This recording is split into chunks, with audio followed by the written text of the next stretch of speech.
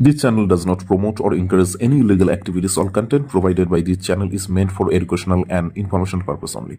পার্টির উদ্যোগে আজকে এই খেলার আয়োজন করা হয়েছে। ওরা প্রত্যেকবারই করে। আমাদের প্রতিষ্ঠা দিবস উপলক্ষে নানা অনুষ্ঠান এখানে হয়। এবার এই স্বদলীয় ভলিবল প্রতিযোগিতা যেটা হচ্ছে,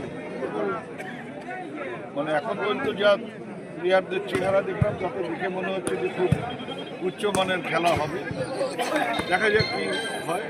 এত মানুষ উপস্থিত হয়েছে, তারা নিশ্চয়ই ভালো খেলা দেখবে। টিমগুলোর মধ্যে দেখা যাচ্ছে দক্ষিণবঙ্গের টিমগুলো রয়েছে, কলকাতা এবং ওই সাইডের টিমগুলো রয়েছে, কি বলবে? খেলার এখন প্রচলন আছে ওদিকে বেশি, এদিকে কম। ভলিবলটা খেলা কম হয়, কাজেই ওদিকের টিমগুলোই এসছে এবং এরাও হয়তো যোগাযোগ করেছে ওদিকের টিমগুলো। মানুষের একটা আকর্ষণ থাকে, এদিককার টিমগুলোর খেলা হয়তো অনেকবার দেখেছে। শুধুমাত্র খেলা অংশগ্রহণের ব্যাপার না, দর্শকদের আকর্ষণেরও ব্যাপার থাকে।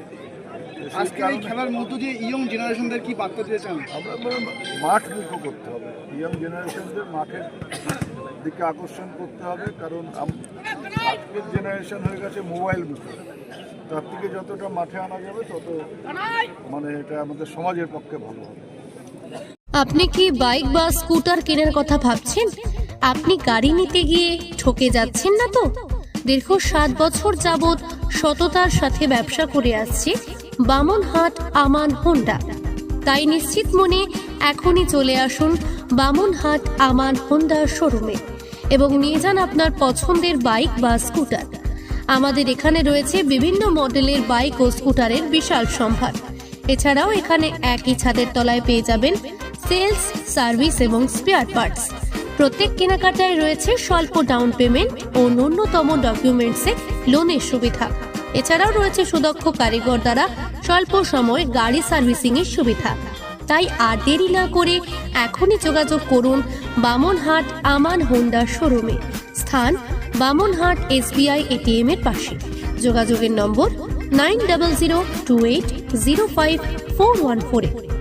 This channel does not promote or encourage any illegal activities. All content provided by this channel is meant for educational and information purpose only.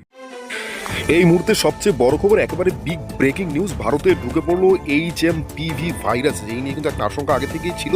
এবার সূত্রের খবর, বেঙ্গালুরুতে HMPV আক্রান্ত 8 মাসের শিশু। তবে কি আবারও ভাইরাসের প্রকোপে পড়তে পারে বিশ্ব? তবে কি আবারও মহামারীর দিকে এগিয়ে যাচ্ছে বিশ্ব? তবে কি আবারও মহামারী আসছে চীন থেকে? এই নিয়ে কিন্তু একটা বিকল্প, কিন্তু একটা আমরা বলতে পারি একটা বিতর্ক সবার মধ্যেই চলছে। নতুন মহামারী যে আছে, সেই মহামারী কিন্তু আশঙ্কা করছেন অনেকেই, অনেক বিশেষজ্ঞের মধ্যে এটা কিন্তু নতুন মহামারীর আকার ধারণ করতে পারে। চাইনিজ হসপিটালগুলিতে প্রতিনিয়ত ভর্তি হচ্ছেন অনেক নতুন নতুন পেশেন্ট। কেন ভিড় বাড়ছে চায়নার হাসপাতালগুলিতে?